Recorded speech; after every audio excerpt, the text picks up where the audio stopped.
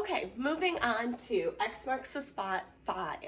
So, same thing, we are given two numbers and we need to find two numbers. But this time we're given the two side numbers. So, I can have my choice and I can either find the sum, which remember is addition, or the product of the two numbers, which is multiplication.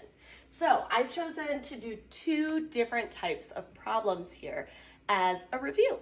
So, for this one right here, let's start with addition, all right? So, if I'm going to add together polka dot 2, which is read 2/10, and 7, when I add, I line up the decimal places.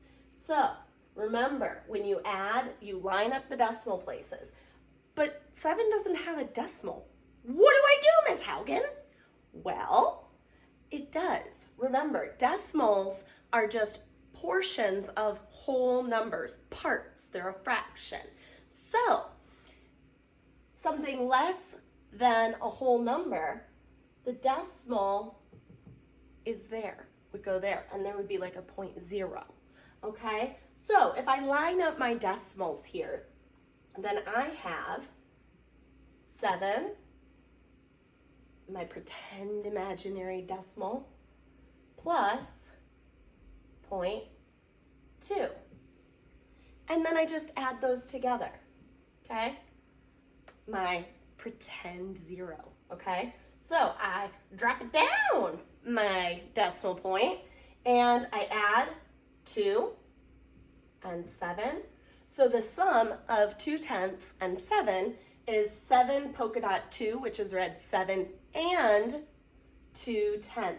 Remember, the polka dot makes the sound and, just like when we're reading. Every letter has a sound. In numbers, in math, everything has a different sound. So, this is 7 and 2/10. A little wonky 2 there. All right, so next, we're going to find the product of these two numbers. Now, for addition, we line up the decimals. But for multiplication, we actually are going to pretend like there's not even a decimal there at all. So, we're going to take 2/10 and 7, and we're going to multiply them just like you would normal numbers, regular numbers. So, 7 times 2 is 14. And then the next step is to look and see, okay, there's one decimal place. None here. There's just one decimal place here. So, this is where I do my bada whoops, all right? So, my decimal point was here with a whole number. It's here, okay? But I'm going to do one bada whoop because I have one decimal place. And that goes bada whoop, just like that. And that's where my decimal place is. So, I have one polka dot 4, which is read 1 and 4/10. And that's going to be my product.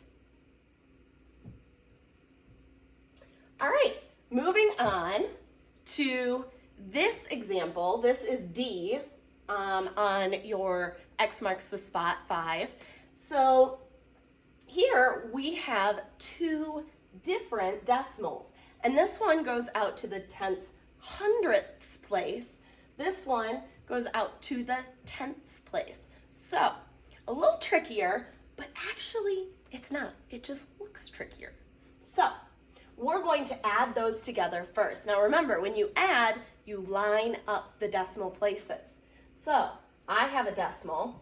See, it's almost easier because now I have a decimal in both of those. And I'm going to add those up and I drop it down. And I've got 1 and 8. So believe it or not, my decimal answer for the sum is actually polka dot 1, 8, which is read 18 tenths hundredths. So it's 18 hundredths. Okay? Now, to do the product, we're going to multiply. And so I pretend like they are whole numbers. All right? So I have 8 times 1. Well, that's easy. Gosh, Miss Haugen, giving us easy ones. All right, so I've got 8, and now I look to see how many decimal places I have. 1, 2, 3. I add those together. So I actually have 3 decimal places. So I'm going to do 3 bada whoops. Now this is a little tricky and confusing because I don't have 3 numbers here. So I'm going to put my decimal and I'm going to do 3 bada whoops, and I'll show you what we do next. So we go bada whoop, decimal point. Well, Mathaugen, there's no numbers there. I know. Let me show you. You put in your zeros. So my answer is actually 8 tenths, hundredths, thousandths. Okay? 8 thousandths is my answer. All right. And so that's a little review refresher for how to multiply and add decimals.